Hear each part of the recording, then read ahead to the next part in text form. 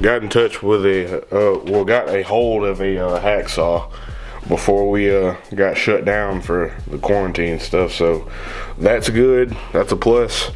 Downside is I ordered a right angle drill because I was thinking to myself, I don't think a regular size drill is going to fit down in there to be able to drill those broken bolts out from the back. So I ordered a right angle drill from Milwaukee, but the downside being I don't know when it's going to be here because it hasn't been shipped out yet, and it's supposed to be here Monday. It's Friday right now, so that's going to push back the time how long it'll take for me to actually drill it out and try to get new bolts in there after I tap some new holes into it, or tap some new threads. Also got a tap and die set. I don't know where that's at, but I got that too.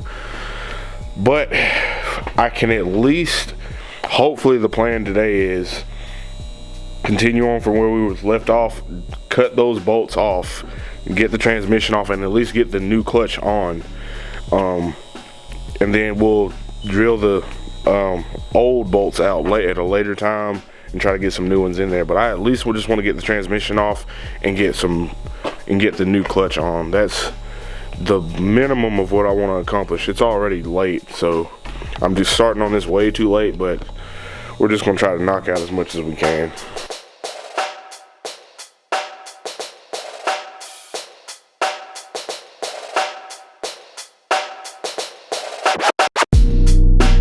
Alright, switched out to a different blade with more teeth per inch. For this one's just more for a heavier metal than the other one that was on there already. Thicker metal, I should say.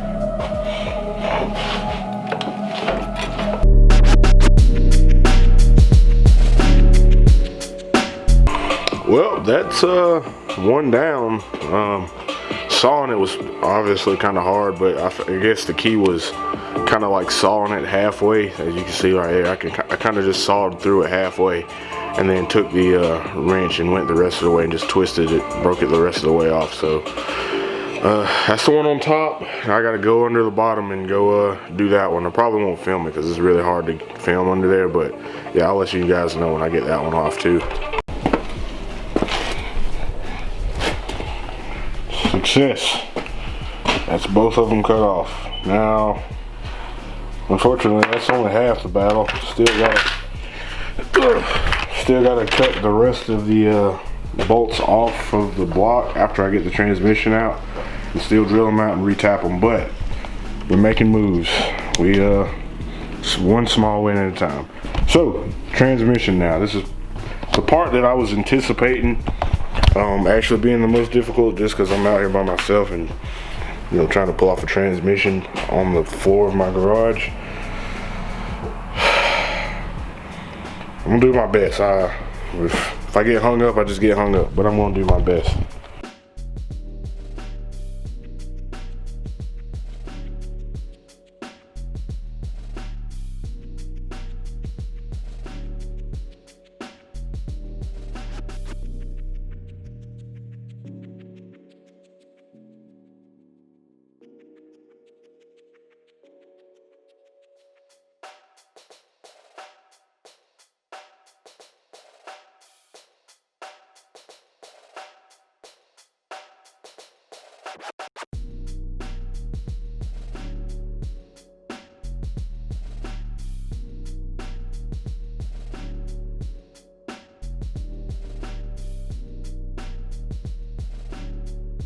Success!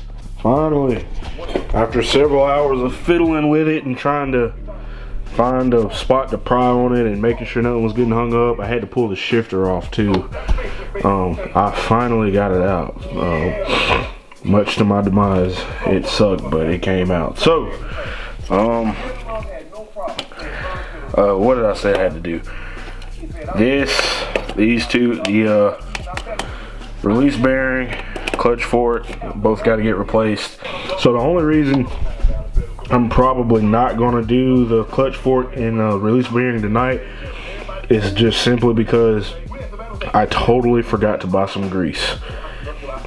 I'm not gonna throw it on without grease, without some grease to put on there. So yeah, I forgot to get that. It's too late to go get it now. Everything's closed early.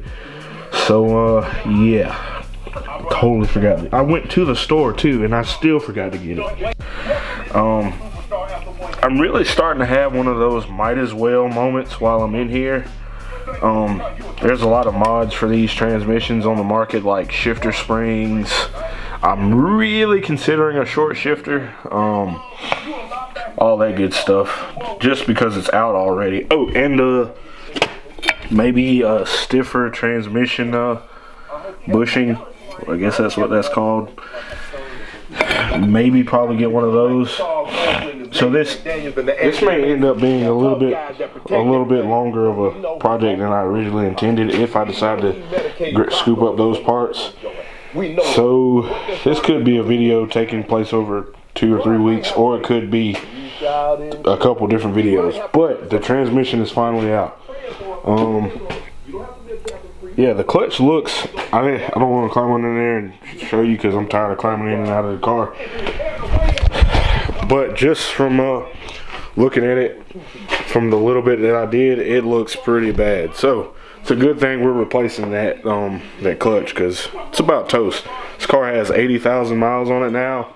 I got it when it had 30,000, and I'm pretty sure it's the only clutch that's ever been on there, among some other things that need to be replaced. Now that I've been under there really looking at the car up close, there's quite a few things down there that need to be changed out. So